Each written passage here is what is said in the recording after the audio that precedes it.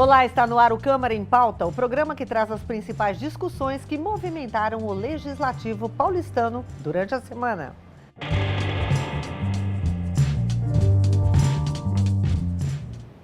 Na sessão plenária desta quarta-feira, os vereadores aprovaram em segunda votação o projeto de lei que institui a política municipal de álcool e outras drogas. O texto original de autoria do Executivo foi aprovado em votação simbólica pelos vereadores da Casa, que acordaram com a inclusão do substitutivo do próprio governo, que retirou do texto a cobrança de multa de R$ 500 aos usuários que fossem autuados em situação ilícita e incluiu a integração das secretarias, atendendo uma solicitação dos vereadores e da Subcomissão de Álcool e Drogas. O Executivo recebeu várias contribuições e nós agregamos essas contribuições dos diversos partidos no projeto de lei que foi aprovado. Foi o aspecto geral, né, de primeiro a questão do acolhimento, da remediação, do tratamento, das atividades que eventualmente vão acrescer a esse tipo de trabalho com o usuário. Nós hoje, ao retirar a multa, nós pensamos na política pública e não na penalidade. Acho que o Executivo também foi muito sensível, acho que essa é a importância do Executivo entender a Casa Legislativa, o anseio da sociedade, então a gente vai aprimorando todos os projetos que vêm aqui para essa casa. Os debates em plenário foram intensos. Ao todo foram propostos 4 substitutivos. Os vereadores concordaram em retirar os demais pedidos e solicitaram a inclusão de 5 emendas. Na votação das emendas não houve consenso e, portanto, o processo ficou pendente até a próxima sessão plenária com a conclusão dessa votação. Os vereadores Celso Gianazzi e Toninho Vespoli, ambos do PSOL, foram contrários ao projeto de lei. Reconheço que no projeto tem avanços significativos, mas tem 2 questões que para a gente é muito cara, né? Uma é a questão de um monitoramento ativo. O monitoramento ativo, inclusive, você pode fazer com câmaras e tudo mais. A gente acha que é um tipo de monitoramento até meio policialesco, né? Invasivo. E uma segunda coisa que fala da requalificação das áreas dos usuários de droga. A discussão que nós queremos trazer é de ter um item que colocava habitação social, habitação para os mais pobres nessa área, para não para garantir a não expulsão das pessoas mais pobres daquela área. Agora o projeto de lei aguarda a aprovação das emendas para que possa seguir para a sanção do prefeito. Faltou no texto da lei uma definição mais reunida, assim, que a lei dissesse claramente que assistência social e saúde caminham juntas numa política de álcool e outras drogas. Tem um eixo saúde, um eixo assistência social, um eixo autonomia, e na nossa proposta isso caminhava mais junto, entendeu? Mas tudo bem, existe um comitê gestor, intersecretarial, que também vai tentar dar conta disso. Então, muitas coisas o governo se compromete a nos contemplar por meio do decreto regulamentador. Tomara. A política de álcool e droga não é a vitória de um partido, mas sim de um governo. Do governo que visa e tem aí propostas para poder minimizar esse impacto, principalmente do uso abusivo das drogas ilícitas na cidade de São Paulo. Acho que aqui trata-se do tratamento, da remediação, do cuidado às pessoas usuárias de drogas. Então, São Paulo avançou. Bem, Mário, foi uma discussão interessantíssima em plenário. Os vereadores estavam muito empenhados realmente em aprovar esse projeto de lei em segunda votação, até porque é um programa que vai ajudar muita gente, né? Então, teve uma negociação e tal, mas no fim deu certo, conseguiram aprovar o substitutivo do governo, né? E agora ficou pendente só por causa das emendas. Mas isso vai se resolver logo, imagino, né? Tem que se louvar, né? Primeiramente, telespectador da TV Câmara, Elis Marina, tem que se louvar o trabalho da Câmara Municipal, o trabalho dos vereadores, porque resolveram colocar a mão na ferida, de uma vez por todas. O Poder Legislativo entra nessa questão e entra realmente com força. E uma primeira questão que foi importantíssima e que foi levada em consideração pelo Executivo e também por pressão dos vereadores. Você não começa uma política que é tão importante como essa com multa. Você tem que começar com orientação. Você tem que começar efetivamente pisando ali, passo por passo, já não querer multar. Então isso já foi retirado, já é um primeiro passo muito importante. E o segundo passo, os vereadores estão discutindo a exaustão. O que na verdade é a existência do Poder Legislativo. É isso. Quer dizer, emendas que não conseguiram o quórum para passar, para serem aprovadas, serão discutidas novamente na próxima sessão. Quer dizer, os vereadores colocando emendas, colocando realmente as suas ideias, colocando situações importantes para melhorar cada vez mais essa política que é fundamental para qualquer cidade no mundo. E São Paulo realmente necessitava demais. Então, estou levando muita fé nessa política de álcool e drogas. Eu acho que vai ser realmente um pontaço para o Executivo e também para o Legislativo, com certeza. E ainda na sessão plenária da quarta-feira foram colocados em votação os projetos de lei dos vereadores da Casa. Foram aprovados em primeira votação 4 projetos de lei. Entre eles, projeto do vereador Arcelino Tato, do PT, e Toninho Vespoli, do PSOL, que institui a rede de reabilitação e cuidados para a pessoa com deficiência.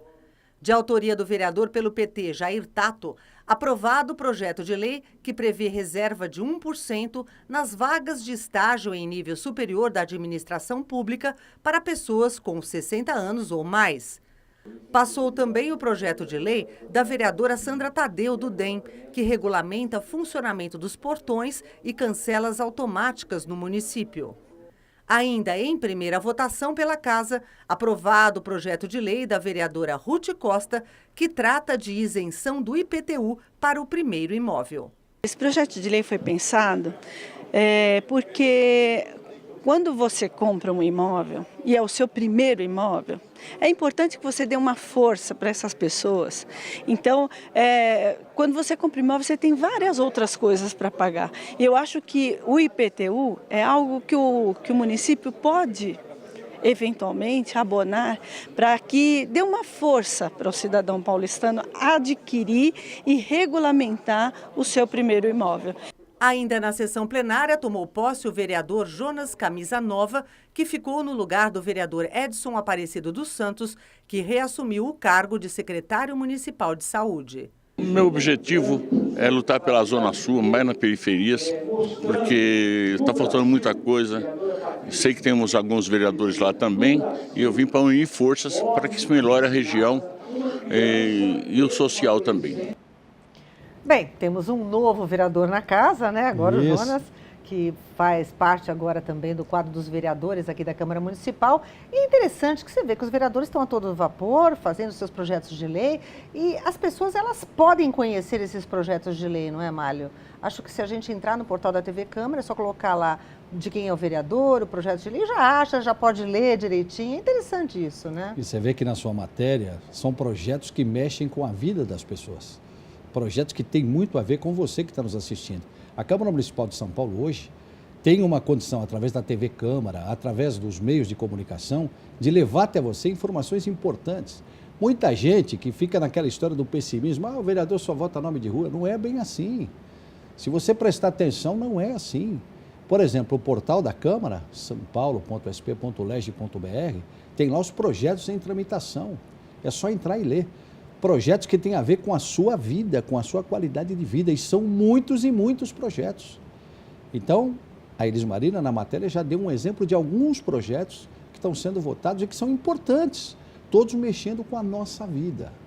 Então, acho que é muito importante o engajamento da sociedade, da população, através dos meios de comunicação, das audiências públicas, sempre reivindicando. Afinal de contas, nós temos que mostrar para os vereadores o que nós precisamos. Acompanhar de perto, né, o Sem trabalho dúvida. dos vereadores. É a casa do povo, né? Com certeza. O povo pode vir aqui e ver tudo, né? Exatamente, inclusive dar ideias para projetos de lei. Tá certo. E em reunião desta quinta-feira, a CPI da sonegação realizou oitivas para esclarecer suspeitas de irregularidades de empresas de leasing e instituições bancárias de São Paulo. A CPI investiga suspeitas de fraudes e sonegação fiscal por parte de empresas de leasing, factory e franchise que atuam na capital. Nesta etapa, foram ouvidos representantes do Banco Itaú Card e o presidente da Associação Brasileira das Empresas de Leasing. Foi uma conversa franca, boa, objetiva, e eu acho que esclarecedora de ambas as partes. A principal linha de investigação da CPI é que as empresas investigadas usariam CNPJs inscritos em outras cidades para pagar menos ISS, o Imposto sobre Serviços. eu acho que nos próximos dias aí a gente deve apresentar para a população, para os cidadãos, realmente o que a CPI tem buscado, que é a justiça com essa questão da sonegação tributária, que a gente tem encontrado alguns vestígios de um desvio. Segundo o auditor fiscal da Secretaria Municipal da Fazenda, Marcelo Tanuri, caso as suspeitas sejam confirmadas, as empresas serão autuadas e terão que pagar ao município o que não foi recolhido. Se houver qualquer tipo de confirmação da suspeita, o que ocorre é que os créditos tributários não decadentes cabíveis ao município de São Paulo são lavrados por meio de auto de infração. Ainda durante a reunião, foi aprovado um requerimento que solicita aos órgãos competentes informações sobre o número de funcionários e os valores do ISS recolhido pelo Banco Safra nos últimos 10 anos. Nós temos agora que avançar nas operações de investigação com relação às empresas que também colocaram sedes em Barueri, que também tinha lá imposto menor, mas que efetivamente são empresas que estão em São Paulo. E depois a gente ainda tem a questão de factory e franchise para poder avançar. Tem bastante trabalho. O importante é que a gente está no caminho certo, as provas estão se materializando cada vez mais da nossa suspeita e a gente vai, ao final, conseguir trazer um bom resultado para a cidade, fazer as autuações, cobrar o que de direito da cidade de São Paulo. Essa fase de oitivas, ela é muito importante, quer dizer, ouvir os envolvidos, né? Isso é fundamental. Muita gente fica, às vezes, pensando assim, porque determinada cobrança nunca chega nos grandes. Não é bem assim, né? E chegou nos grandes, dos bancos principalmente, e grandes outras empresas que estão começando a se coçar. Esse é o português claríssimo. Porque é aquela história, você não pode operar em Poá, você está registrado em Poá e operar em São Paulo. Você não pode estar registrado em Barueri e operar em São Paulo. Não pode. Você tem que pagar o devido imposto para cá. E houve uma recuperação já de 5,5 bilhões de reais. Então está no caminho certo e está fazendo uma coisa que é importante. As empresas que estão devendo estão começando a se coçar mesmo. Estão falando, olha aqui, eu vou lá na Câmara, vou conversar com os caras, porque senão eles vão chegar na gente. Então não vamos deixar chegar. Vamos tomar iniciativa para regularizar a situação. E esse tipo de iniciativa é fundamental, porque mostra que quem não está certinho tem que começar a andar, né? Sem dúvida. E a Comissão de Constituição, Justiça e Legislação Participativa aprovou o parecer de legalidade ao projeto de lei do Poder Executivo que trata da desestatização de 7 áreas de propriedade do município. As áreas descritas no projeto ficam nas regiões de Pinheiros, Itaim Bibi, Vila Clementino, Vila Olímpia e Zona Leste, com valor total de aproximadamente 81 milhões de reais, que devem ser destinados ao Fundo Municipal de Desenvolvimento Social. O vereador Reis, do PT, chegou a pedir o adiamento da análise pela CCJ, para ter mais tempo de estudar a matéria. Porque lá fala dos terrenos, mas nós não sabemos o que tem nesses terrenos, né? Então pode ter equipamentos de esporte, de educação, e que a Câmara não pode sair vendendo sem que haja um diálogo com a sociedade, sem que a sociedade saiba o que realmente vai acontecer naquela região da Vila Olímpia, de Pinheiros, da Henrique Schalmo, que são onde estão os terrenos supervalorizados, que interessa muito o mercado imobiliário, né? Então, obviamente que ele passou na CCJ, mas eu acho que os vereadores têm que buscar saber quais são esses imóveis. O relator do projeto, o vereador Celso Jatene, do PR, explicou que o parecer levou em consideração que a Prefeitura tem a atribuição de vender imóveis municipais, por isso opinou pela legalidade. O presidente da CCJ, vereador Aurélio Nomura, do PSDB, ressaltou também que o mérito deve ser debatido em outras comissões. Eu acho que isso tem que ser discutido na Comissão de Administração Pública, na Comissão de Política Urbana, na Comissão de Finanças, que são as comissões que analisam o mérito da questão. Nós analisamos a legalidade. A legalidade é o seguinte, a Câmara pode dar autorização para venda de imóveis? Pode. É essa que é a discussão. Eu acredito que foi um debate saudável, mas eu acredito que prevaleceu o bom senso, o equilíbrio, mas principalmente em observância às leis atinentes à espécie. Uma prova que os vereadores estão bem cautelosos, são várias áreas, né? E isso ainda deve passar por outras comissões, né? Sem dúvida, a Comissão de Constituição e Justiça, que é a mãe das comissões. É ela que dá a vida ao projeto ou qualquer ideia, porque se ela falar passa, passa. Se ela falar não passa, não passa, porque é inconstitucional. Por isso que é a Comissão de Constituição e Justiça. Deu um passo importante e agora, evidentemente, que a discussão vai seguir e vai dar certo. Tem que usar mesmo essas áreas para o social. No próximo bloco, destaque para a primeira reunião dos vereadores sobre os problemas de chuvas na cidade e os trabalhos das comissões. Não saia daí, o Câmara em Pauta volta já.